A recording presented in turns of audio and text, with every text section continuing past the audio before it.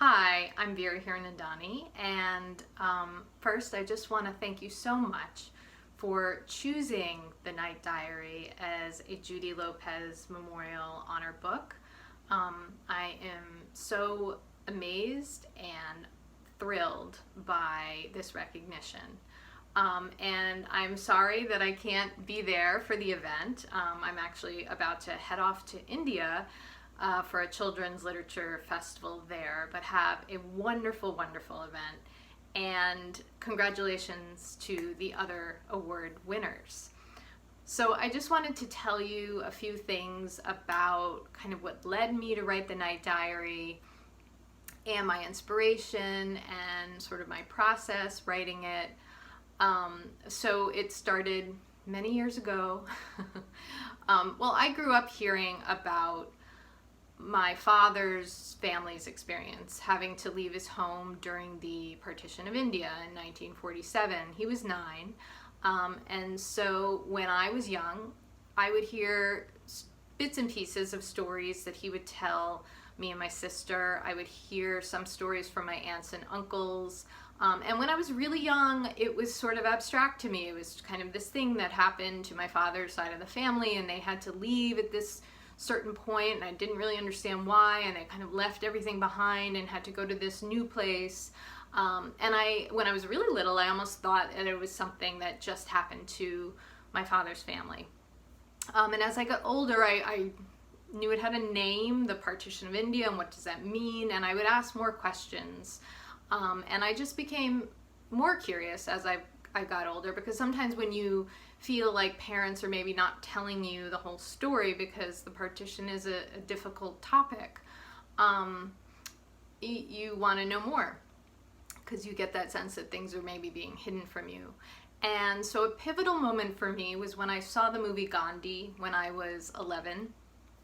And I just remember my whole family going and seeing this movie, and it's about Gandhi, and a lot of it focuses on his role in India's independence, gaining independence from British rule, and the partition, and a lot of the conflicts that came up during that time and what happened and the violence. And of course it was a big Hollywood depiction of that time, but when I watched it, it was really the first time that I understood the global magnitude of what happened, and what my father's family went through, and what so many millions of people went through. 14 million people were displaced during this time, and 1 to 2 million people died. So I started to wonder why, growing up in a small town in Connecticut, why I never heard about the partition outside of my family, and I didn't learn about it in school. So I didn't know I would grow up to be a writer, but when I did, I knew I wanted to shape a story around this time. But I was intimidated. I wasn't the best history student in the world. I'm not sort of a natural historian that kind of constantly reads about history and memorizes all these names and dates. I really need a story to kind of understand something. I need it to help me process what's happened, to help me remember certain facts and figures. So I just thought, as I became a more experienced writer, I wanted to figure out a way that I could attempt to create a story around this piece of history. And so I think I was sharing it with my mother, actually, telling her, and I had many talks with my father about the time and what he remembered and all of that for the book, but I was talking to my mom just about, can I do this? I don't know if I can kind of handle this topic. Am I going to do it justice in that way?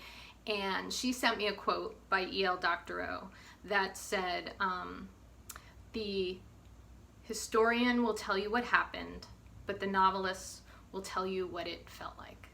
And for me, that kind of helped me focus my goal of what I was trying to do, which was to really capture how an ordinary family would experience this upheaval, this crisis, this conflict, this displacement, what it would feel like to have this happen to you, to be a refugee. And as I wrote, I didn't realize it was sort of connecting to certain things happening today.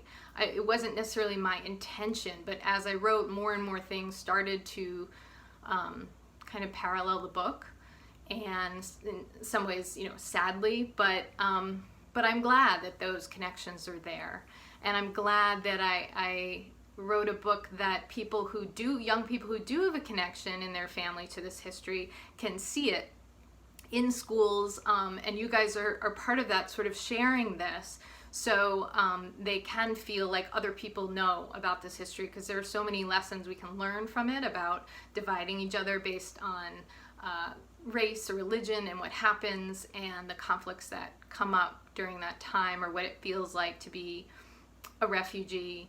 And so I'm really forever grateful that this book will just reach more and more people because of you.